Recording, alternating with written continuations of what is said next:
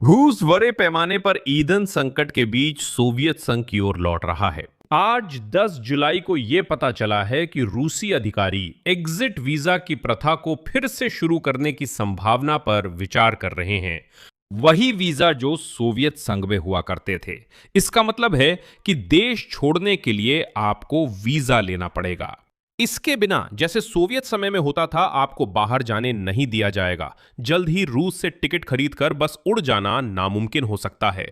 सरकार तय करना चाहती है कि किसे बाहर जाने देना है और किसे नहीं। यह सीधा रास्ता है व्यापक लामबंदी की ओर, जिसके बारे में अब सब फिर से खुलकर बात कर रहे हैं। इसी बीच आखिरकार रूसी संघ की सरकार ने मान लिया है कि सभी के लिए पेट्रोल पर्याप्त नहीं है। आज रूस अपनी आंतरिक जरूरत का केवल 65% ही उत्पादन कर सकता है। हालात ऐसे हो गए हैं कि रूस के 5 क्षेत्रों में अधिकारियों ने पेट्रोल पंपों की रूसियों से सुरक्षा के लिए सशस्त्र सुरक्षा बलों को तैनात कर दिया है।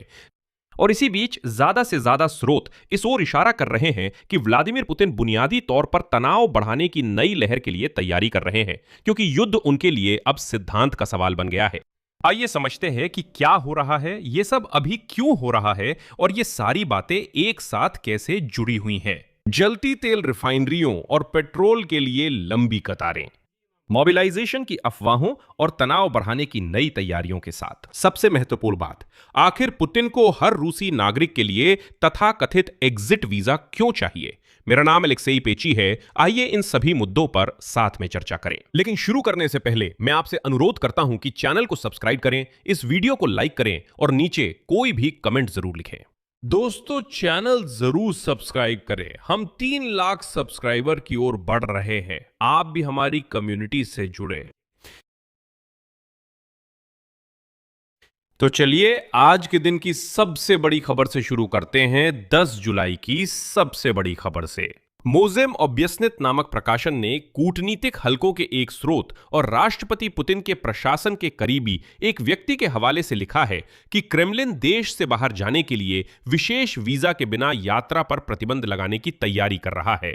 इस संबंधित विधेयक के लिए दस्तावेजों का पैकेज विदेश मंत्रालय तैयार कर रहा है और यह सब रूसी संघ के नागरिकों की विदेशों में सुरक्षा बढ़ाने के बहाने किया जा रहा है। यह शब्दावली अपने आप में किसी ऑरवेल की किताब जैसी है। रूस के नागरिकों की विदेशों में सुरक्षा के लिए आपको बस क्या करना है, उन्हें बाहर जाने से रोकना है। अगर कोई रूसी नागरिक विदेश नहीं जाता तो इसका मतलब है कि उसके साथ सब कुछ ठीक रहेगा। और अब क्रेमलिन की नई पहल की जानकारी डरावनी लगने लगी है। योजना है जिसे तथाकथित पर्यटन निर्गमन वीजा कहा जा रहा है, उसे लागू करने की। नए नियमों के अनुसार गैर मित्र माने जाने वाले नाटो देशों में रूसी नागरिक केवल कम से कम 10 लोगों के संगठित समूहों में और पहले से तय किए गए मार्ग पर ही जा सकेंगे, बिल्कुल वैसे ही जैसे सोवियत संघ के समय में था। अन्य देशों के लिए जिनकी सूची बनाई जा रही है, व्यक्तिगत पर्यटन जारी रहेगा, लेकिन बाहर जाने पर वीजा अनिवार्य होगा। और यहां एक स्रोत का उद्धरण है जो इस नई व्यवस्था की पूरी सोच को दर्शाता है।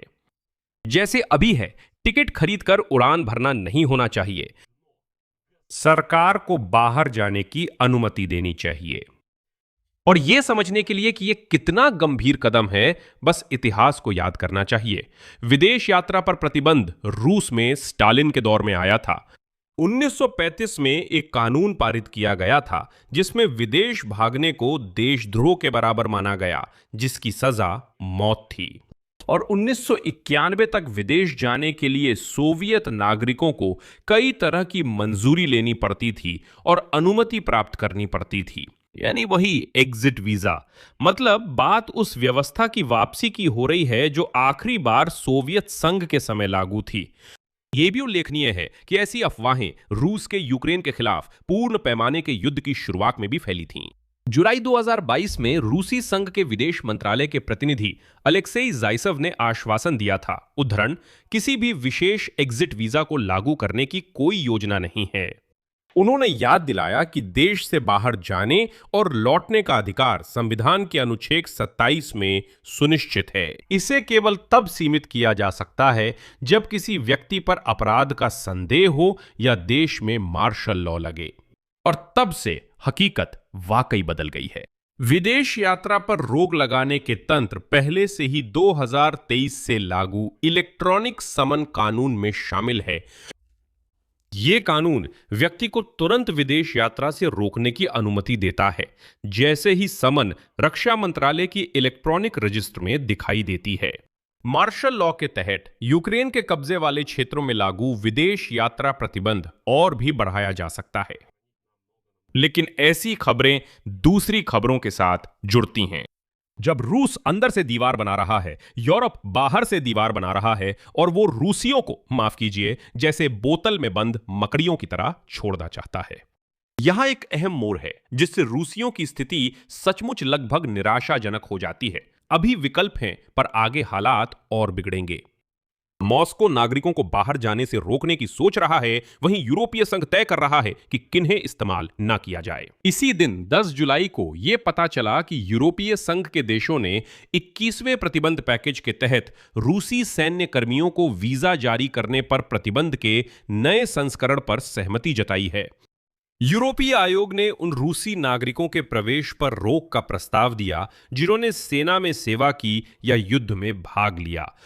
प्रारंभिक संस्करण उन सभी लोगों पर लागू होता था जिन्होंने रूसी सेना में कोई भी भूमिका निभाई थी, जिसमें प्रशासनिक और लॉजिस्टिक कार्य भी शामिल थे, केवल भगोड़ों को छोड़कर। हालांकि फ्रांस, इटली और ग्रीस के विरोध के बाद इस पहल को नरम कर दिया गया। अंततः प्रतिबंध सिर्फ उन लोगों तक सीमित रहा जो फरवरी 2022 के बाद यूक्रेन युद्ध में सीधे शामिल थे, और यह केवल अल्पकालिक वीजा पर लागू हुआ। पेरिस और रोम ने एक उचित बात कही, रूस में अनिवार्य भर्ती लागू है और व्यापक प्रतिबंध वास्तव में उन सभी पुरुषों पर लागू हो जाता जिन्होंने अनिवार्य सैन्य सेवा पूरी की है। लेकिन जैसा कि आप समझ सकते हैं, दिशा स्पष्ट है। यूरोप उन रूसियों के लिए अपने दरवाजे बंद कर रहा है जो युद्ध से जुड़े हैं, और रूस खुद अपने आप को बंद कर रहा है। सिस्टम के अंदर मौजूद व्यक्ति फंस जाता है। अंदर से उसका अपना देश उसे बाहर नहीं जाने देता और बाहर से कोई दूसरा देश उसे अंदर नहीं आने देता। अब मुख्य सवाल है, अभी बाहर जाने के वीजा की बातें क्यों हो रही हैं? इसका जवाब जानने के लिए हमें रूस के अंदर देखना होगा। और रूस में ईंधन संकट है, जिसे आज पहली बार अधिकारियों ने आधिकारिक रूप से स्वीकार किया है। ऐसे शब्द जो 1 महीने पहले तक किसी रूसी अधिकारी के मुंह से सुनना असंभव था, आज उप प्रधानमंत्री अलेक्जेंडर नोवाक ने कहे। और आगे उनकी बात का उद्धरण है, हमें यह स्वीकार करना चाहिए कि ईंधन बाजार में समस्याएं हैं और कमी है, जिसकी वजह से हम कतारें देख रहे हैं, या कभी कभी पेट्रोल पंप कभी कभी ठीक से नहीं चल रहे हैं। उन्होंने साफ बताया, ड्रोन हमलों के कारण कारखाने बंद हो रहे हैं। और जो बात खास है, नोवाक की यह स्वीकारोक्ति कई हफ्तों तक इनकार करने के बाद आई है। 2 दिन पहले व्लादिमीर पुतिन से बैठक में अलेक्जेंडर नोवाक ने कहा था कि स्थिति स्थिर हो रही है। 1 जुलाई को भी उन्होंने भरोसा दिलाया था कि बाजार में कुल मिलाकर पर्याप्त आपूर्ति है। 26 जून को भी उन्होंने सारी बात को हड़कंप और कृत्रिम मांग से जोड़ा था। असल में पेट्रोल की कोई कमी नहीं है, बल्कि इतना ज्यादा है कि रखने की जगह नहीं है। पर रूसियों ने हड़कंप मचा दिया, वरना हालात अच्छे हैं। आखिरकार वे मान रहे हैं कि पेट्रोल की कमी सच में है। हकीकत, जैसा कहते हैं, प्रोपेगेंडा से ज्यादा ताकतवर निकली। अब कोई भी सोलोव्योव या स्कोबेवा पेट्रोल पंप की लाइन में खड़े रूसी को नहीं समझा सकता कि पेट्रोल है और हालात अच्छे हैं। इस हकीकत को आंकड़े दर्शाते हैं जो चौंकाने वाले हैं। हाँ, मैं बता दूं कि ये आंकड़े सुखद रूप से चौंकाते हैं। इस हफ्ते ऑटो बेंजीन का उत्पादन औसत गर्मियों की खपत के स्तर के 65% पर आ गया है। आम भाषा में कहें तो पेट्रोल का उत्पादन गिरकर 75,000 टन प्रतिदिन रह गया है, जबकि इसी अवधि में रूसी लोग लगभग 1,20,000 टन प्रतिदिन खपत करते हैं। और मैं जोर देकर कहता हूं, यह सिर्फ घरेलू बाजार की बात है। उत्पादन की बाजार की जरूरतों से पिछड़ने की मात्रा 40 से 45,000 टन प्रतिदिन तक पहुंच गई है, यानी लगभग 35%। अब ध्यान दीजिए, अभी जून में यह अंतर 25% आका गया था, यानी यह कमी बहुत तेजी से और लगातार बढ़ रही है। एनपीजेड पर कुछ और हमले हो जाएं तो स्थिति पूरी तरह से विनाशकारी हो जाएगी। यानी आज की तारीख में बाजार का 1/3 हिस्सा किसी भी तरह से पूरा नहीं हो पा रहा है। और अब यूक्रेनी ड्रोन्स एक के बाद एक रिफाइनरियों को ठप कर रहे हैं। 6 जुलाई को उदाहरण के लिए ओम्स्क ऑयल रिफाइनरी बंद हो गई थी। ये रूस की सबसे बड़ी एनपीजेड है और टॉप 10 में आखिरी थी जो अब तक यूक्रेनी हमलों से बची हुई थी। 2 जुलाई से निज़ेगोरोड नेफ्टेओर्गसिंतेज बंद है, जो देश का दूसरा सबसे बड़ा पेट्रोल उत्पादक है। 8 जुलाई से सारातोव एनपीजेड ने तेल लेना बंद कर दिया है। और एनर्जी इंटेलिजेंस के अनुसार अभी रूस की कुल तेल रिफाइनिंग क्षमता का आधा हिस्सा बंद पड़ा है। रिफाइनरियों की उपयोग दर 1990 के दशक के अंत के बाद पहली बार इतने नीचे आ गई है। पेट्रोल का उत्पादन एक साल में कम से कम 25% घट गया है और डीजल का लगभग 40% घट गया है। और यही है आपके सामने राष्ट्रीय अपमान की तस्वीर। तेल की महाशक्ति ने भारत से समुद्री मार्ग से पेट्रोल का आयात शुरू कर दिया है और जो कमी रह गई थी उसे बेलारूस से आपूर्ति करके पूरी की जा रही है, जिसने जून में अपनी आपूर्ति को रिकॉर्ड स्तर तक बढ़ा दिया। सरकार पहले ही मजबूरी में कदम उठा चुकी है और यहां तक कि डीजल ईंधन के निर्यात पर भी प्रतिबंध लगा दिया है।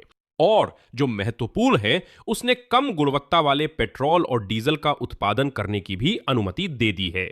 और आज रूस में वही हुआ जो किसी भी तानाशाही शासन के लिए आम बात है। क्रेमलिन पेट्रोल की कमी से निपटने के लिए डंडों का इस्तेमाल कर रहा है। आज पता चला कि रूसी संघ का किरोव क्षेत्र 5वां ऐसा क्षेत्र बन गया है जहां पेट्रोल पंपों पर सशस्त्र गश्त भेजी गई है। स्थानीय अधिकारियों की भाषा लगभग मजाकिया लगती है।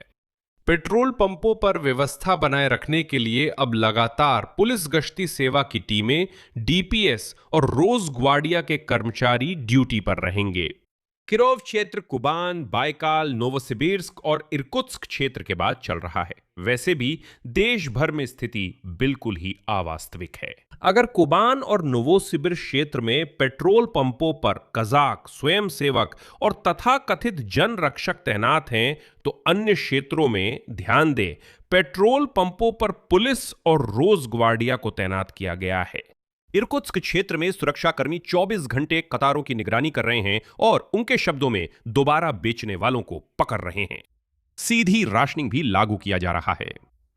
युद्ध जैसी स्थिति है। किरोव क्षेत्र में 11 जुलाई से ईंधन सम विषम तारीखों पर मिलेगा।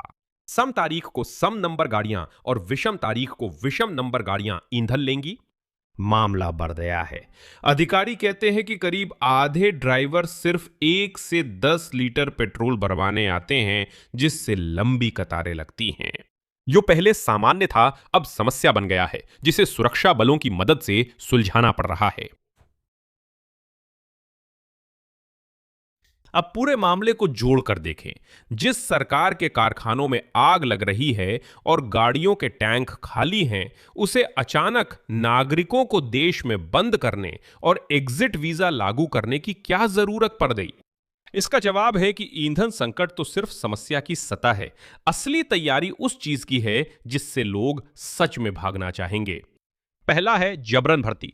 जेड चैनलों पर नई भर्ती लहर की अफवाहें हैं, जिसमें 1 से 2 मिलियन लोगों की भर्ती की बात और अक्टूबर समय बताया गया है। क्या यह यूक्रेनियन के लिए है? सीधे सितंबर में होने वाले राज्य ड्यूमा चुनावों के बाद। तर्क यह है, पहले चुनाव फिर सारे अलोकप्रिय फैसले। यहीं बाहर जाने का वीजा और जबरन भर्ती एक ही तंत्र बन जाते हैं। मैं याद दिला दूं कि इलेक्ट्रॉनिक समन का कानून पहले ही किसी व्यक्ति को तुरंत देश से बाहर जाने से रोकने की अनुमति देता है और बाहर जाने के वीजा बस आखिरी बचा हुआ रास्ता को भी बंद कर देते हैं। अब समन मिलने से पहले सिर्फ टिकट खरीदकर उड़ जाने की संभावना भी खत्म हो गई है। सरकार चाहती है कि जब नई भर्ती की लहर आए, तब तक सारे दरवाजे पूरी तरह से बंद हो चुके हों। दूसरा है एस्केलेशन। यह सब किसी ऐसे देश के संकेत नहीं है जो युद्ध खत्म करने जा रहा है। ये उस देश के संकेत हैं जो युद्ध को जारी रखने और उसे और बढ़ाने की तैयारी कर रहा है। यही वजह है कि आम जीवन में भी सैन्यीकरण का माहौल है। उदाहरण के लिए सेंट पीटर्सबर्ग में ड्रोन से लड़ने के लिए शूटरों की तलाश शुरू हो गई है। सरकार समाज को पूरी तरह से सैन्य मोड में ले जा रही है और साथ ही क्या कर रही है, वो सभी रास्ते बंद कर रही है। और आधुनिक रूस की सोच अब सोवियत संघ की सबसे खराब सोच जैसी होती जा रही है। हालात बिगड़ते हैं तो ताले और मजबूत होते हैं। ईंधन की कमी को स्वीकार करना, पेट्रोल पंपों पर सुरक्षाकर्मी, पेट्रोल का राशनिंग। ये जो जबरन भर्ती की अफवाहें और बाहर जाने के वीजा का प्रोजेक्ट है, जैसा कि आप समझ रहे हैं, ये अलग अलग खबरें नहीं है। नहीं, ये एक ही रणनीति के हिस्से हैं। लोगों को अंदर रोकना और उनकी सारी संसाधनों को जुटाना, मानव संसाधन, भौतिक संसाधन, वित्तीय संसाधन और इसी तरह। और ये सब उस जंग के लिए है जिसे क्रेमलिन खत्म करना नहीं चाहता। तो चलिए नतीजा निकालते हैं। सिर्फ 10 जुलाई को ही हमने देखा कि रूसियों के लिए नई हकीकत कैसे बन रही है। सरकार स्टालिन के समय जैसी वीजा व्यवस्था फिर से लागू करने पर विचार कर रही है, जिससे बाहर जाना सिर्फ सरकारी अनुमति से संभव हो। यूरोप युद्ध में शामिल लोगों के लिए अपने दरवाजे बंद कर रहा है। रूस ने पहली बार ईंधन की कमी मानी है। पेट्रोल का उत्पादन जरूरत के 2/3 तक गिर गया है और पेट्रोल पंपों पर ईंधन की जगह लकी ड्रॉ होने लगे हैं रोज ग्वार्डिया और पुलिस।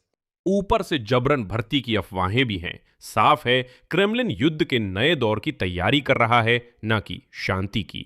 और सबसे पहली चीज जो सरकार करती है जब वो लोगों को जबरन मोर्चे पर भेजने की तैयारी करती है, वो ये है कि पहले से ही सारे रास्ते बंद कर देती है।